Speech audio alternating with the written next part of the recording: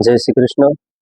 પુરુષોત્તમ મહિનાનો બીજો દિવસ. શૌનકાદિક ઋષિઓ પ્રશ્ન પૂછે છે અને સૂતજી છે એ પ્રશ્નોના જવાબ આપે છે. ત્યારે સૂતજીને એવો પ્રશ્ન પૂછે છે કે અમને ભગવાનનું મહાત્મ્ય સાંભળવું છે, એમના વિશે કંઈ કહો.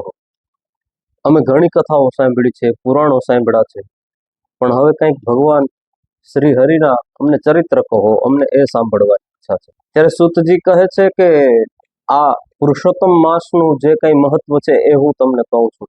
એ પુરુષોત્તમ ભગવાનનું ચરિત્ર તમે સાંભળો. ત્યારે નારદજી છે એ સંતોમાંથી ઊભા થઈને પ્રશ્ન પૂછે છે કે ભગવાન નારાયણના દરેક નામ સાંભળ્યા છે, પણ આ પુરુષોત્તમ ભગવાનનું નામ સાંભળ્યું નથી.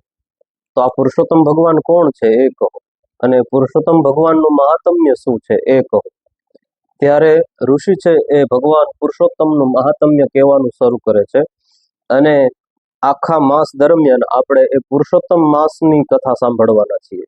બીજા અધ્યાયમાં આટલો જ સંવાદ છે. એ બીજો અધ્યાય આપણે સાંભળો અને અમૃતધારાની જે કથા છે બીજી પુરુષોત્તમ માસની, એ કથા સાંભળીએ. ભગવાન કૃપા કરે તો સોનાના લાડવા જમવા આપે, આ ટાઇટલ છે કથાનું. એક ગામની અંદર એક બ્રાહ્મણનો પરિવાર રહેતો હતો, અને એ બ્રાહ્મણની પત્નીનો સગો ભાઈ પણ એ જ ગામની અંદર રહેતો હતો. આ બ્રાહ્મણને ત્યાં સંતાન ઘણા બધા હતા, પણ ખાવા માટે કાંઈ ન હતું.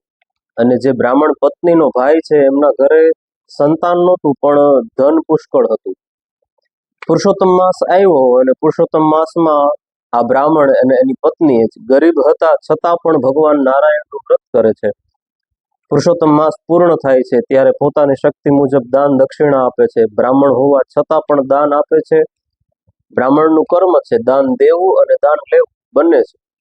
એટલા માટે થઈને બ્રાહ્મણ હોવાથી પોતે ખુદ દાન કરે છે. આ બ્રાહ્મણ પત્નીનો જે ભાઈ છે, એમની પત્ની છે, એમને પૈસાનું અભિમાન હતું, અને અભિમાનને લીધે એમણે બધા બ્રાહ્મણોને જમવા બોલાવ્યા છે. આવી અને એમની નણંદને આવીને કહી જાય છે કે અમે જ્યારે હું તમને તેડવા આવું ત્યારે રાત્રે જમવા આવજો. એટલે આ બધા નાના નાના બાળકો છે તો હરખમાં આવી જાય છે અને કહે છે કે આજ તો મામાને ઘરે જમવા જાશું, મામાને ઘરે જમવા જાશું. એ નણંદે એટલું બધું ષડયંત્ર રચ્યું હતું કે આ ભોળા બ્રાહ્મણ અને એની પત્ની સમજી ન શક્યા. રાત્રિનો સમય થઈ જાય છે પણ કોઈ તેડવા આવતું નથી. બાળકો છે ભૂખ્યા પેટે સૂઈ જાય છે. ત્યારે ગરીબ બ્રાહ્મણની પત્ની છે એવું વિચારે છે કે ભાઈને ત્યાં આજે જમણવાર હતું તો ઘણી જાતના મિષ્ઠાન બન્યા હશે, તો એના પતરાવડામાં કાંઈ ને કાંઈ વધ્યું હશે, તો લાવ એના ઘરની પાછળ પડ્યા હશે પતરાવડા, તો ત્યાંથી લઈ આવું અને એમાંથી સારું સારું કાંઈ નીકળે તો સવારે મારા બાળકો ઉઠે તો એમને જમવા આપી દઉં. આવો વિચાર કરીને જાય છે અને પતરાવડાઓ ભેગા કરી અને ઘરે લઈ આવે છે. આવતી વખતે રસ્તામાં વિચાર કરતા કરતા આવે છે કે નારાયણ, તમે મારી આટલી બધી પરીક્ષા લ્યો છો, તમે તો દીન દયાલ છો, તમે તો કોઈને ભૂખ્યા સુવડાવતા નથી. આજે મારા દીકરાઓને, મારા 7 દીકરાઓને તમે ભૂખ્યા સુવડાવી દીધા. ભગવાન, આ તે કેવી કસોટી કરો છો? પણ તમે જે કંઈ ધાર્યું છે એમાં મને ખબર છે કે તમે મારું સારું જ કરશો.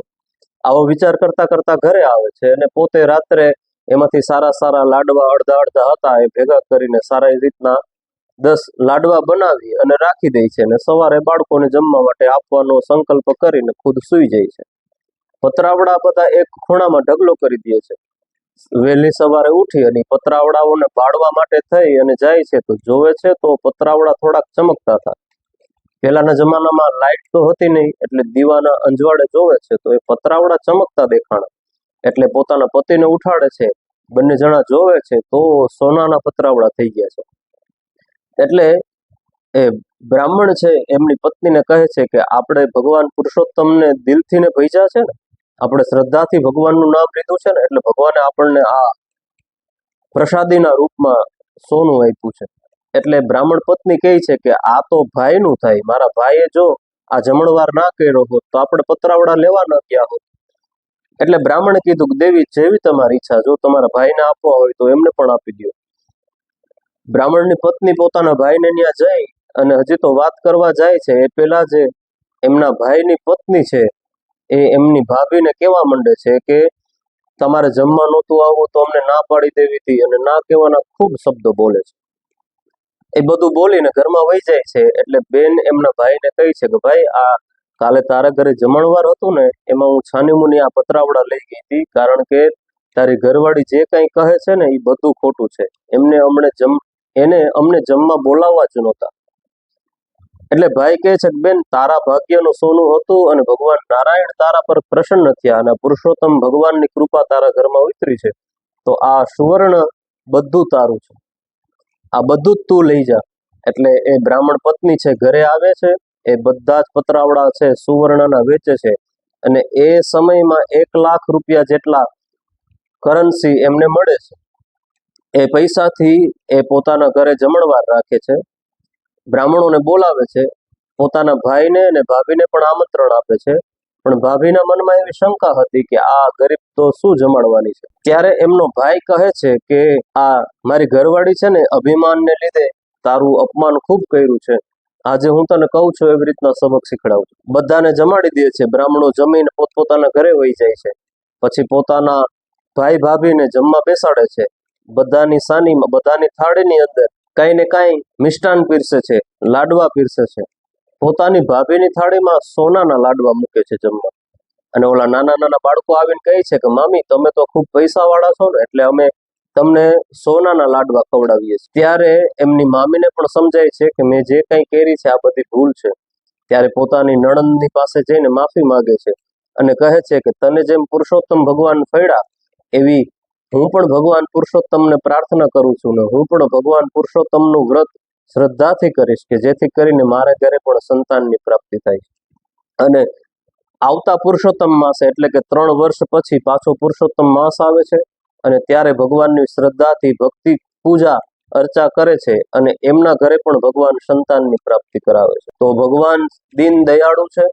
પુરુષોત્તમના રૂપની અંદર આપણને પ્રાપ્ત થયા છે આ વર્ષે. જેટલો પણ આપણાથી સત્સંગ થશે એટલો આપણે આ માસ દરમિયાન સત્સંગ કરશું. આપણે બધા મળીને પૂજા અર્ચા, પાઠ, જપ, તપ, દાન બધું કરશું. અને આ લિંક બધાને શેર કરજો કે જેથી કરી અને બધા આ કથા સાંભળી શકે. બધાને જય શ્રી કૃષ્ણ.